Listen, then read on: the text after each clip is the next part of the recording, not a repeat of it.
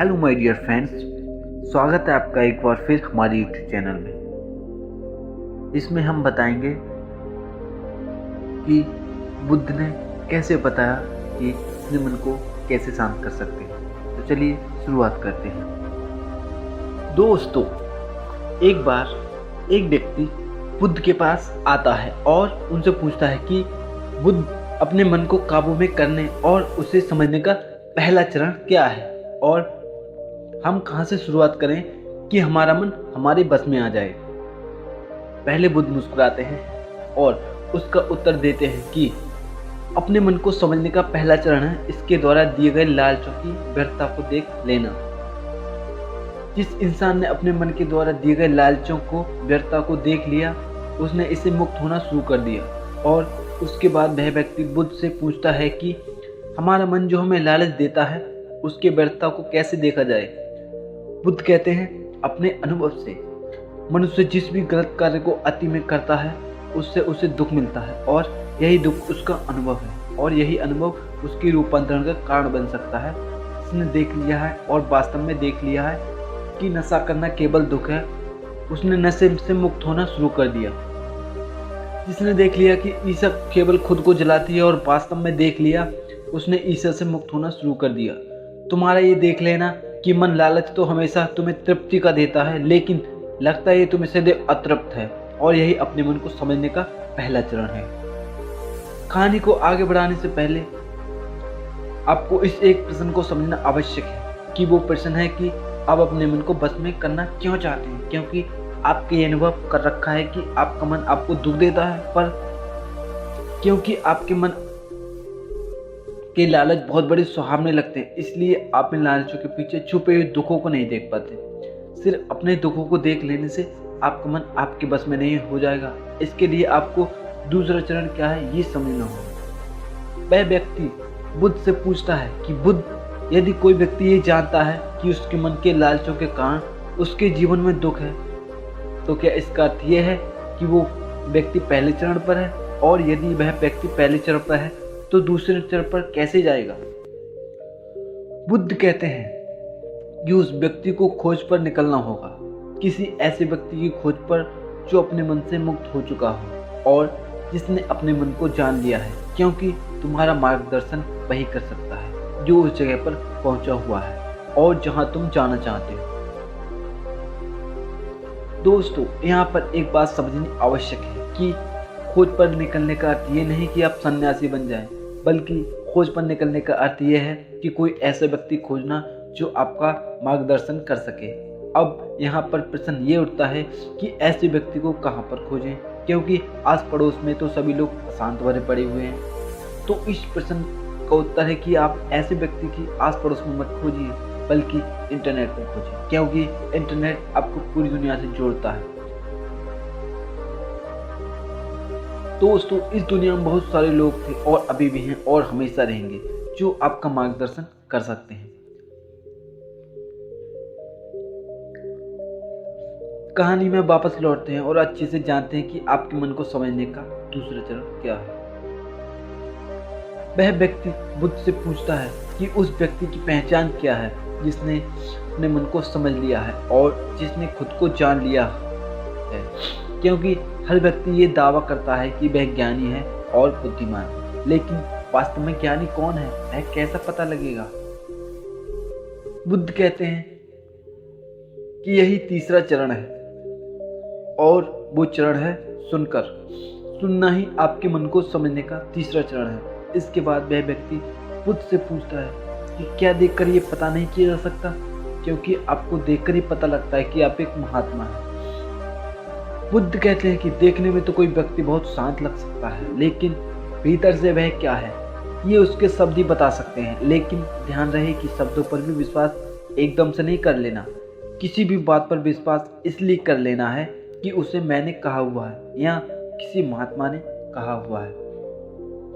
किसी भी बात पर विश्वास आपको तब कर लेना है जब वह तुम्हारा अनुभव बन जाए। गौतम बुद्ध के द्वारा कही गई इस बात को मैं आपको थोड़ा और आसान भाषा में समझाने की कोशिश करता हूँ। दोस्तों, कोई कहता है कि ध्यान करना अच्छा है और कोई कहता है कि ध्यान करना बुरा है। ये दोनों ही अतिया है।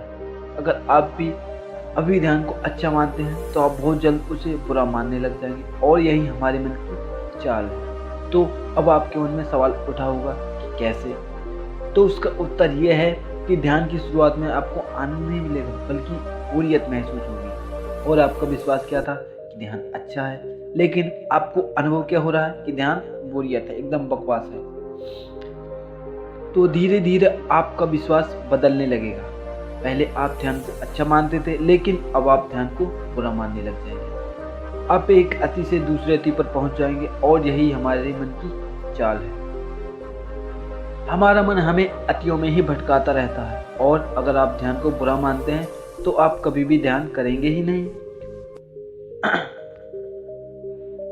अब कहानी में वापस लौटते हैं और अच्छी समझते हैं कि अपने मन को समझने का तीसरा चरण है क्या। बुद्ध कहते हैं कि किसी भी बात पर विश्वास तब तक नहीं करना जब तक वह तुम्हारे विवेक की कसौटी पर खरी नहीं उतर जाए, और इसके लिए कर्म करना आवश्यक है और कर्म ही अपने मन को समझने का चौथा चरण है। अगर आप धन कमाना चाहते हैं तो आपको सही दिशा में कर्म करना आवश्यक है। ठीक उसी प्रकार अगर आप खुद को जानना चाहते हैं तो आपको सही दिशा में कर्म करना आवश्यक है। वह व्यक्ति बुद्ध से पूछता है कि सही दिशा में कर्म करते वक्त व्यक्ति क्या गलती कर सकता है। बुद्ध कहते हैं कि केवल 2 गलतियां कर सकता है। पहली गलती है शुरुआत न करना और दूसरी गलती है पूरा रास्ता तय न करना। और इन दोनों गलतियों के पीछे हमारे मन की चाल होती है। कोई सोचता है कि शुरुआत कल से करूंगा और कोई सोचता है कि शायद मैं सफल ना हो पाऊं। इन दोनों ही गलतियों की व्यक्ति जागरूकता की कमी के कारण करता है। बिना जागरूकता के व्यक्ति का मन उसे सही दिशा में चलने ही नहीं दे सकता और जागरूकता ही हमारे मन को समझने का 5वां चरण है। बुद्ध ने कहा कि कोई कहता है कि शुरुआत कल से करूंगा। जैसे हमारे एग्जाम आते हैं तो हम कहते हैं आज नहीं कल से शुरू करूंगा। 1 महीना हो गया, कल से शुरू करूंगा। पढ़ाई कब से शुरू करूंगा? कल से कल कहते हुए एग्जाम नज़दीक आ जाते हैं और हम पढ़ाई ठीक से कर ही नहीं पाते हैं। और कुछ लोग होते हैं जो कहते हैं कि शुरुआत करने से क्या फ़ायदा जब मैं इसमें सफल ही नहीं होऊंगा। तो ये आपकी गलतफहमी है, क्योंकि आपको शुरुआत तो करनी आवश्यक है, चाहे उसमें सफल हो या ना हो। असफलता ही तुम्हें सफलता का रास्ता बताती है। तो कहानी में वापस चलते हैं। इसलिए दिन के हर एक क्षण को जागरूकता के साथ जियो। कोई भी कार्य करो तो उसे जागरूकता के साथ करो। अगर सांसें भी लो तो उसे जागरूकता के साथ लो। बिना जागरूकता के साथ जिया गया एक भी क्षण मृत्यु के समान है। और ध्यान रहे कि जागरूकता बिना ध्यान के संभव नहीं है। वह व्यक्ति बुद्ध से पूछता है कि बुद्ध, आपने जागरूकता के स्तर को कैसे बढ़ाया जा सकता है? बुद्ध कहते हैं कि ध्यान के द्वारा, और ध्यान ही 6 चरण है। एक बार अपने मन को समझने के 6 चरणों पर ध्यान देना समझिए। नंबर 1, थोड़ी जागरूकता के साथ ये देख लेना कि ये मन ही दुख के बीज बोता है। नंबर 2, किसी ऐसे व्यक्ति को खोजना जो मन से मुक्ति पाने का मार्ग बता सके। नंबर 3, सुनना, लिसनिंग। नंबर 4, सुने हुए कार्य को कार्य में लाना, मतलब जो तुमने सुना है उसे करना। नंबर 5, जागरूकता, जिससे आप मार्ग से भटके ना। नंबर 6, ध्यान। यदि सीधे शब्दों में कहा जाए तो ध्यान ही वह नाव है जिस पर बैठकर मन रूपी नदी को पार किया जा सकता है। लेकिन ध्यान तक पहुंचने के लिए शुरुआत के 5 चरण बहुत आवश्यक हैं। अभी आप कौन से चरण पर है, हमें नीचे कमेंट बॉक्स में कमेंट करें, जरूर बताएं। क्योंकि दोस्तों हर ज्ञानी इन 6 चरणों से गुजरता ही गुजरता है। दोस्तों अब जानते हैं कि अपने मन को अपना सेवक कैसे बनाएं, एक सच्ची कहानी से। तो चलिए कहानी को शुरू करते हैं।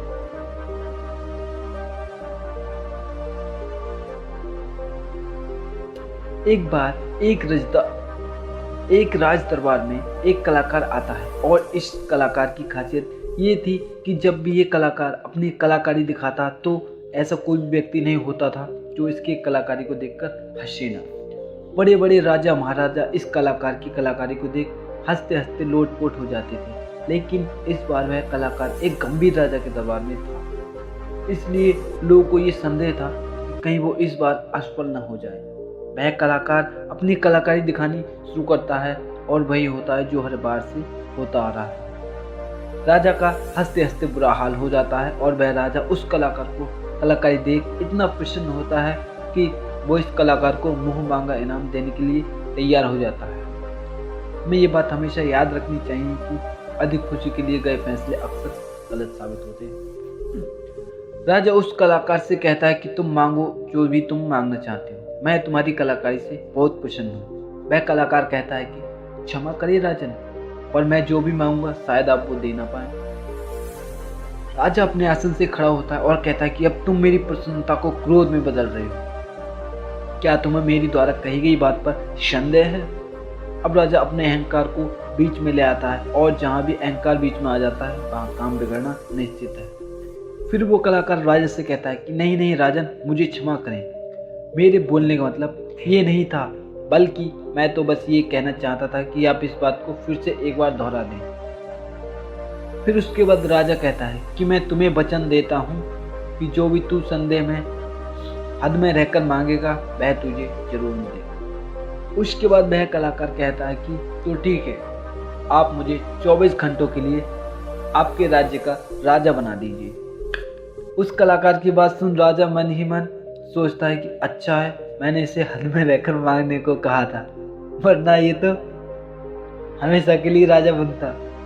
वैसे तो 24 घंटे कोई बड़ी बात नहीं है। और उसके बाद राजा सोच समझकर उस कलाकार से कहता है कि ठीक है, अगले 24 घंटे के लिए मैं तुम्हें राजा घोषित करता हूँ। राजा बनने के 1 घंटे के अंदर ही वह कलाकार, जो कि अब राजा बन चुका था, वह पुराने राजा को फांसी पर चढ़ा देता है और दूसरे घंटे में वह पुराने राजा के सभी भरोसेमंद लोगों को हटाकर अपने भरोसेमंद लोगों को रख लेता है। आप में से बहुत सारे लोग उस राजा को मूर्ख समझ रहे होंगे, परंतु मैं आपको बताना चाहता हूँ कि वह राजा कोई और नहीं बल्कि आप हैं और वह कलाकार आपका मन है। आपका मन आपको थोड़ी सी खुशी क्या दे देता है कि आप उसके पीछे हो लेते हैं। जो भी वह कहता है वही आप करते हैं और बाद में आपके हाथ में केवल पछतावा ही लग जाता है। किसी भी चीज़ का मजा लेना समस्या नहीं, बल्कि इस मजे में ही डूबकर अपनी सूझबूझ खो देना समस्या है। अब दूसरे प्रश्न का उत्तर समझिए। दोस्तों, हमारा मन सिर्फ बुरे काम ही नहीं करवाता बल्कि ये आपसे अच्छे काम भी करवाता है। मैं आपको एक उदाहरण देकर समझाता हूँ। जब आप ईर्ष्या का सहारा लेते हैं तब आपका मन बुरे काम करता है, और जब आप क्रोध का सहारा लेते हैं तो आपका मन बुरे काम करता है। जब आप मोह, अहंकार और लालच जैसी बुरी चीज़ों का सहारा लेते हैं तब आपका मन आपसे बुरे काम करवाता है, और जब आप प्रेम, दया और कृतज्ञता जैसी अच्छी भावना का सहारा लेते हैं तब आपका मन अच्छे काम करवाता है। इसलिए समस्या मन नहीं बल्कि मन का इस्तेमाल किस तरह से किया जा रहा है, ये समस्या है। गौतम बुद्ध ने जागरूकता को इतना महत्व इसलिए बताया हुआ है क्योंकि जागरूकता के द्वारा ही अपने मन को नियंत्रित कर सकते हैं। मन को नियंत्रित करने का मतलब ये नहीं है कि आपके मन में नेगेटिव विचार आने ही बंद हो जाएं। मन को नियंत्रित करने का सही मतलब ये है कि आपका कोई भी विचार आपको विचलित न कर पाए। विचलित होने का सिर्फ परेशान होना नहीं है बल्कि खुश होना भी होता है। बहुत जल्द खुश होना समस्या नहीं है, परंतु इस खुशी में कोई निर्णय लेना समस्या है। उदाहरण, किसी से कोई वादा कर देना। ठीक उसी प्रकार बहुत ज़्यादा दुख होना समस्या नहीं है बल्कि इस दुख के कारण कोई निर्णय लेना समस्या है। उदाहरण, आत्महत्या करना। अगर आप पूरी जागरूकता के साथ वह देख पाएं कि सुख और दुख इन दोनों के अति में कोई भी निर्णय लेना दुख और पीड़ा को जन्म देता है, तो आप आँख बंद करके सुख के पीछे नहीं भागेंगे, और अगर आप सुख के पीछे नहीं भागेंगे तो दुख आपके पीछे नहीं भागेगा, क्योंकि ज़्यादातर लोग जिसे सुख समझते हैं वह दुख की परछाई है। अब लोग इस बात का ये अर्थ निकाल लेंगे कि हमें सुख का आनंद नहीं लेना चाहिए, जबकि निष्कर्ष बिल्कुल गलत है। अगर आप सुख और दुख इन दोनों की अति में कोई निष्कर्ष नहीं निकालते तो आप वही रहते हैं जहां आपको रहना चाहिए, मध्य बिंदु पर, जिसकी बात हर बार बुद्ध कहते हैं। मैं आपको मन के बारे में एक खास बात बताता हूँ। आपको ऐसा कब लगता है कि आपको अपने मन को बस में करना चाहिए? मैं आपको बताता हूँ। जब आप वो काम कर रहे होते हैं जो काम करना आपके लिए सही नहीं होता, तब आपको महसूस होता है कि आपको अपने मन को अपने बस में करना चाहिए, मगर अब वो काम फिर भी कर जाते हैं क्योंकि आपको उस काम को करने में मज़ा आता है। उदाहरण के लिए चुगली करना। आपको पता है कि चुगली करने से आपको कुछ भी फ़ायदा नहीं हुआ, फिर भी आप चुगली करते हैं क्योंकि चुगली करने में शुरुआत में मज़ा आता है, परंतु धीरे धीरे आपको पता चलता है कि आप अपने ही नज़रों में छोटे बन गए हो। दोस्तों, गौतम बुद्ध के द्वारा दिया गया ये सूत्र आपको आज बताता हूँ जो आपकी ज़िंदगी बदल सकता है, और वो सूत्र है, जिन काम को करने में शुरुआत में मज़ा आता है वह काम आपके लिए हानिकारक है। उदाहरण के तौर पर फनी और गंदे वीडियो देखना, वेब सीरीज, जंक फूड खाना और सुबह देर से उठना इत्यादि। और जिन कामों की शुरुआती में करने में कम मज़ा आता है, वो ये बोरियत महसूस होती है, वो काम आपका जीवन बदल सकता है। उदाहरण के लिए किताबें पढ़ना, व्यायाम करना, सुबह जल्दी उठना, ध्यान करना और इंटरनेट का सही इस्तेमाल करना। हमें ये समझना चाहिए कि हमारा मन केवल बुरे कामों में नहीं लगता, बल्कि ये अच्छे कामों में भी लगता है। फर्क सिर्फ इतना है कि बुरे कामों में ये जल्दी लग जाता है, क्योंकि बुरे काम करते वक्त शुरुआत में मज़ा आता है, और अच्छे कामों में ये देर से लगता है, क्योंकि अच्छे कामों में मज़ा देर से मिलता है। इसलिए मज़े के पीछे न भागें और बल्कि सही काम के पीछे भागो। सफलता आपको निश्चित मिलेगी। दोस्तों, मैं आपको अपने मन को कंट्रोल करने का प्रैक्टिकल तरीका क्या है ये बताने वाला हूँ, इसलिए आर्टिकल को ध्यान से सुनिए। दोस्तों, ज़्यादातर लोग ये सोचते हैं कि मन को कंट्रोल करना मुश्किल है, और ये बात सच है केवल उन लोगों के लिए जिन्हें पता नहीं कि मन क्या है और ये कैसे कार्य करता है। जो लोग जानते हैं कि मन क्या है और ये कैसे कार्य करता है, उनके लिए अपने मन को कैसे नियंत्रित करना आसान है। तो आइए सबसे पहले समझते हैं कि मन क्या है और ये कैसे कार्य करता है। हमारा मन दो हिस्सों में बटा हुआ है, पहला चेतन मन और दूसरा अवचेतन मन। चेतन मन को हम सब बुद्धि के नाम से जानते हैं और हमारे भीतर एक फिल्टर की तरह काम करता है। जो भी जानकारी हमारे अंदर जाती है उसे जांचता है और परखता है। चेतन मन के पास तर्क करने की क्षमता है और ये सही गलत के बीच चुनाव कर सकता है, परंतु अवचेतन मन ऐसा नहीं करता। उसका कार्य अलग है। हमारा अवचेतन मन सही और गलत के बीच चुनाव नहीं कर सकता। जो भी जानकारी चेतन मन सही मानकर अवचेतन मन में भेज देता है और उसका विरोध नहीं करता, चाहे वह जानकारी गलत ही क्यों न हो। एक उदाहरण देकर समझाता हूँ। मान लीजिए कोई व्यक्ति आपको कमज़ोर कहता है, मगर आप कमज़ोर नहीं हैं, तो आपका चेतन मन उस व्यक्ति की बातों का विरोध करेगा। मगर जब वह व्यक्ति उसी बात को आपसे बार बार कहेगा और उसी के साथ ही अन्य लोग उसी बात को बार बार कहेंगे, तो आपका चेतन मन इस बात को सच मान लेगा और आपको अवचेतन मन में भेज देगा। और अवचेतन मन का काम है जो बात उसके भीतर चली जाए उसे सच साबित करना। इसका सबसे बड़ा उदाहरण है, जब हम छोटे हुआ करते थे उस समय हमारे भीतर बहुत आत्मविश्वास था, परंतु जैसे जैसे हम बड़े होते गए हमारा आत्मविश्वास कम होता गया, क्योंकि हमारे स्कूल और कॉलेज से और समाज से बार बार नकारात्मक बातें सुनने को मिली और हमारा अवचेतन मन उन्हें सच मान बैठा। हो सकता है कि आपसे इस बात पर ध्यान दिया गया हो कि आप गलत करना हो नहीं चाहते, परंतु फिर भी गलत करते हैं। आप डरना नहीं चाहते लेकिन डर जाते हैं। ऐसा क्यों होता है? क्या आप जानना चाहते हैं? तो दोस्तों, ऐसा इसलिए होता है क्योंकि जाने अनजाने में आपके अवचेतन मन में बहुत सारी गलत जानकारी चली गई हुई है, जिससे वह सच मान बैठा हुआ है। तो अब प्रश्न ये उठता है कि इसका समाधान क्या है? क्योंकि बहुत सारी गलत जानकारी हमारे भीतर जा चुकी है और हमारा आत्मविश्वास कम हो चुका है। अब इसका समाधान समझिए। अब तक आपने ये समझा कि मन क्या है और किसे कैसे काम करता है। अगर एक लाइन में कहूँ कि मन क्या है, तो हमारा मन जानकारी का एक ढेर है जो जाने अनजाने में हमारे भीतर चली गई हुई है। अब हमसे सबसे पहले ही समझना होगा कि चेतन मन जानकारी लेता कहाँ से है, वो कौन से द्वार है जहाँ से जानकारी भीतर प्रवेश करती है। तो दोस्तों, आज के लिए बस इतना ही। आपको ये जानकारी कैसी लगी कि मन को कैसे कंट्रोल करते हैं, तो हमें कमेंट करें, लाइक करें और हमारे चैनल को सब्सक्राइब करें। हम आपके लिए ऐसे ही मोटिवेटेड वीडियोस लाते रहेंगे। धन्यवाद।